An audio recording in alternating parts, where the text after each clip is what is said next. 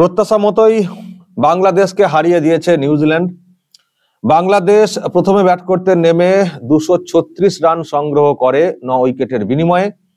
তারপরে ব্যাট করতে নেমে নিউজিল্যান্ড প্রয়োজনীয় রান তুলে নেয় 46 ওভার 1 বলে 5 উইকেট হারিয়ে। তার মানে 5 উইকেটে বাংলাদেশকে হারিয়ে দিয়েছে নিউজিল্যান্ড। প্রিয় দর্শক, আমি শফিকুল ইসলাম এবং আপনারা দেখছেন আরামবাগ টিভি। কিন্তু এর জেরে কি হলো?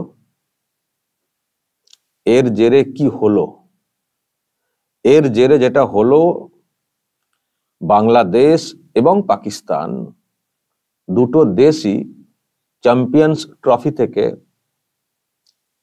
পুরোপুরি ছিটকে গেল। যদিও আমি গতকালকেই বলেছিলাম যে বাই বাই পাকিস্তান, এই জন্যই বলেছিলাম যে এটাই তো হওয়ার কথা। নিউজিল্যান্ডকে বাংলাদেশ হারিয়ে দেবে বিরাট একটা ব্যবধানে, রান রেট বৃদ্ধি করে, এবং তার জেরে ইকুয়েশন অন্য টাইপের হয়ে যাবে। পাকিস্তানেরও চান্স থাকবে, বাংলাদেশেরও চান্স থাকবে, নিউজিল্যান্ডেরও চান্স থাকবে, কারণ তাদের আরো একটা ম্যাচ বাকি থাকবে ভারতের সঙ্গে। তো সেটা ছিল অঘটনের বিষয়। যদি অঘটন কিছু ঘটতো, তা না হলে নিউজিল্যান্ডের কাছে বাংলাদেশ জিতবে, বাংলাদেশ নিউজিল্যান্ডকে হারিয়ে দেবে, এটা তো ভাবা যায় না, আমরা ভাবতে পারি না।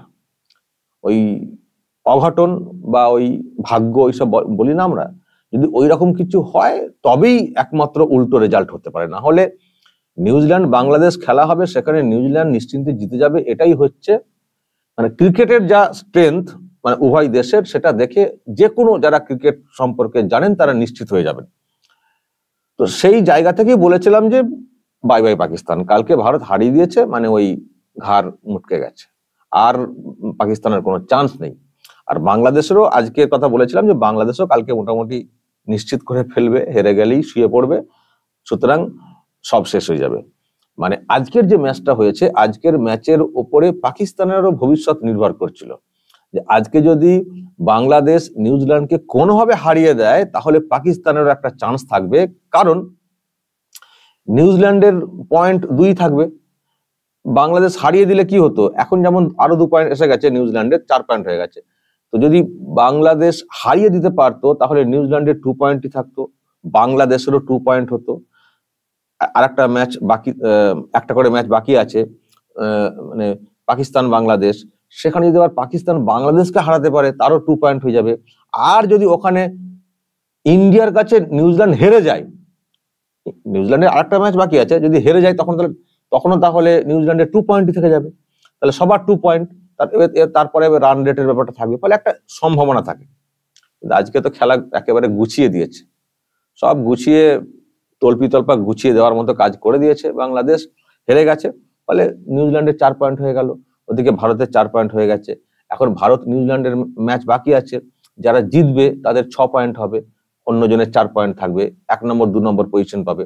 কিন্তু এই যে ম্যাচটা বাকি আছে, এই যেটা আমি কালকে বলেছিলাম হালুয়া রুটির ম্যাচ, পাকিস্তান বাংলাদেশ, এই ম্যাচের আর কোনো ভ্যালু থাকছে না। যে ম্যাচটা হবার কথা রয়েছে 27 তারিখে, 27 ফেব্রুয়ারি ম্যাচটা হওয়ার কথা রয়েছে, ওই ম্যাচের কোনো ভ্যালু নেই। কারণ এই গ্রুপে এই দুটো ম্যাচ, এই দুটো টিমের যে ম্যাচ হবে, যে টিমই জিতুক তার হবে 2 পয়েন্ট, যে টিমই জিতুক তার হবে 2 পয়েন্ট। আর এদিকে ওই গ্রুপের ইন্ডিয়া এবং নিউজিল্যান্ড তারা অলরেডি 4 পয়েন্ট করে নিয়ে ফেলেছে। ওদের মধ্যে ম্যাচ বাকি আছে, সে যে জিতবে তার 6, কিন্তু যে হারবে তার তো 4 তো থাকবে। আর এদের মধ্যে যে জিতবে দুজনেরই তো 0, তার মানে যে জিতবে তার 2 পয়েন্ট হবে, কারণ একটা ম্যাচ জিতলে 2 করে পয়েন্ট দেওয়া হয়। তো তাহলে ওই 2 পয়েন্ট নিয়ে শান্তি নিয়ে বসে থাকতে হবে। এটা ঘরোয়া ম্যাচ হবে, পূর্ব পাকিস্তান ভার্সেস পাকিস্তান, ওই হালুয়া রুটির ম্যাচ হবে। এটা আর কি ওই নিয়ম রক্ষার ম্যাচ বলতে পারেন, সেটা হবে। ফলে চ্যাপ্টার ক্লোজ হয়ে গেছে, চ্যাম্পিয়ন্স ট্রফি থেকে এই পাকিস্তান বাংলাদেশের চ্যাপ্টার ক্লোজ হয়ে গেছে। এবার একটা খেলা, একটা ম্যাচ টাইপের হবে, সেটা আর কি ব্যাপার। সেই ম্যাচে কত কি লোকজন আসবেন।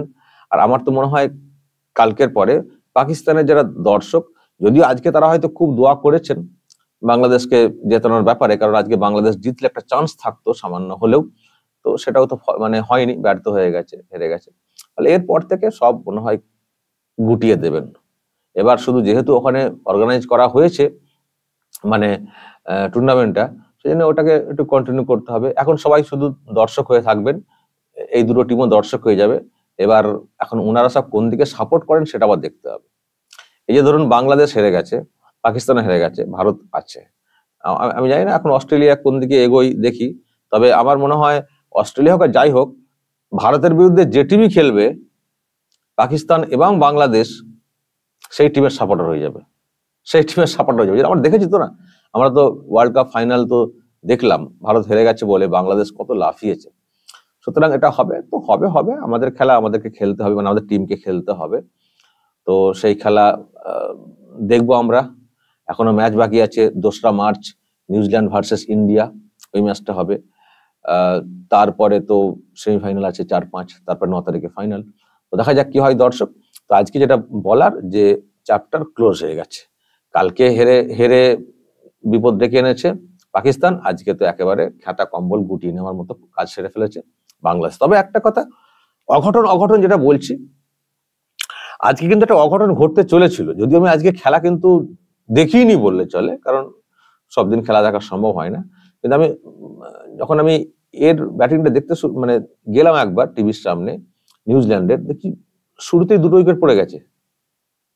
মানে 15 রানের মাথায় মনে হয় 2টো উইকেট পড়ে গেছিল, একটা তো মনে হয় 0-তে পড়ে গেছিল নাকি, এরকম যেটা দেখছিলাম স্কোরটা। যাই হোক, শুরুর দিকে 2টো পড়ে গেছিল, তারপরে টানলো খেলাটা 73-এর 73 ওই রকম টাইপের জায়গায় একটা পড়লো, তারপর একটা টেনে দিয়েছে, আমি দেখছিলাম রচিন রবীন্দ্র সেঞ্চুরি করেছেন, ইয়াং ছেলে,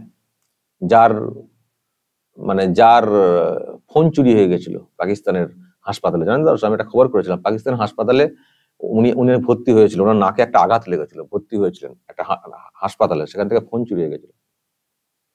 তিনি সেঞ্চুরি করেছেন, দিয়ে একবার সবাইকে ভোগে পাঠিয়ে দিয়েছেন পাকিস্তান এবং বাংলাদেশকে, জিতে গিয়ে, দলকে জিতিয়ে দিয়ে। তো এই হচ্ছে ব্যাপার দর্শক। তার মানে এই যে আবরার গতকাল তো ঘাড় এইভাবে খুব ভেঙেছিলেন গিলকে আউটটা করে, একটা খুব ভালো বল হয়ে গেছিল, ওরকম বল হচ্ছিল না, হঠাৎ করে একটা ভালো বল সুইং করে উইকেটে ঢুকে গেছিল, তো খুব ইশারা করে যা আউট আউট, মানে মাঠের বাইরে যাও বলে খুব বাজে ইঙ্গিত করেছিলেন। আর আমি তো কালকে বলেছি যে আবরার এরকম ইঙ্গিত করেছেন গিলকে, ঘাটটা কেরম করে, তো ঘাট তো মুটকে দিলেন কোহলি মাঠে থেকে। কোহলি তো একেবারে পুষ্পা করে দিয়েছেন, পুষ্পা সিনেমার মতো, আর তো ঘাট সোজা হবে না, পুষ্পা করে দিয়েছিলেন কালকেই কোহলি। আর আজকে তো বাংলাদেশও একেবারে ডুবিয়ে দিয়েছে, কোনো চান্স নেই। ফলে দর্শক এই হচ্ছে ব্যাপার। তার মানে এবার দর্শকের আসনে চলে যাচ্ছে পাকিস্তান এবং বাংলাদেশ, একটা ম্যাচ 27 তারিখে ওরা খেলবে, সেটা হালুয়া রুটির ম্যাচ। তো যাই হোক, সেটা যারা দেখার তারা দেখবেন। আমি শুধু একটা ভিডিও দেখিয়ে শেষ করব, যে মানুষ কখন সব পাল্টি খান। যেমন কেউ কেউ অন্য দলে সাপোর্ট হয়ে যাবেন। একটা ভিডিও আমার কাছে এসছে কালকের ভিডিও, সেটা হচ্ছে এটা, পাকিস্তানের সাপোর্টার একজন ছিলেন, যখন দেখেছেন যে হাওয়া খুব খারাপ, উনি নাকি আবার ওই ইন্ডিয়ার জার্সি পরে নিয়েছেন দর্শক আসনে। এরকম ওনাকে করবেন, তাও ভালো, মন্দের ভালো। আবার সুযোগ বুঝে জার্সি পাল্টানোর লোকজনদেরকে আবার দেখতে হবে, একটু নজর রাখতে হবে। আর তবে ম্যাক্সিমাম যেটা হবে আমরা বুঝতে পারছি, বিশেষ করে বাংলাদেশ এবং পাকিস্তানে, ওই ইন্ডিয়ার বিরুদ্ধে যে টিম খেলবে তার দেখুন সব সাপোর্টার হয়ে যাবে, তারা তাদের হয়ে গলা ফাটাবে। মানে চ্যাম্পিয়ন্স ট্রফি আয়োজক হচ্ছে পাকিস্তান, ভারত যদি ফাইনালে ওঠে, মানে এশিয়াতে এই ট্রফি থাক, এটা এশিয়ার এইসব টিম চাইবে না। দেখবেন দর্শক, মিলিয়ে নেবেন। আমরা চাই না এরকম অঘটন ঘটে যাক ভারতের মধ্যে, মানে ভারত ফাইনাল গিয়ে আবার হেরে যাক, এর মতন এটা কখনো আমরা চাই না। আমি বলছি আর কি, এইসব লোকেদের চালচলন দেখে কথাটা বলছি। দেখবেন এরা কোন দিকে সাপোর্ট করে, দেখবেন। তাতে কি যায় আসে, টিমকে ভালো করে খেলতে হবে, খেলাটা নিজেদের খেলে যেতে হবে। ওরা আপাতত প্রীতি ম্যাচটা খেলুক রাহুলপিন্ডিতে 27 তারিখে, তারপর ওদের ব্যাপার, বাকি ইন্ডিয়া বা অন্য টিম খেলবে। দর্শক কি বলবেন, সব পার্ট যে চুকিয়ে দেওয়া হলো আজকে, বাংলাদেশ এবং পাকিস্তান একসঙ্গে আজকে টাটা বাই বাই করে দিল, কি বলবেন দর্শক? যদি এই নিয়ে আপনাদের কিছু বলার থাকে অবশ্যই বলবেন কমেন্ট বক্সে। এবং এনার এই ইঙ্গিত সম্পর্কে যদি আজকে আরো কিছু বলা থাকে অবশ্যই বলবেন, নজর রাখবেন আরামবাগ টিভিতে।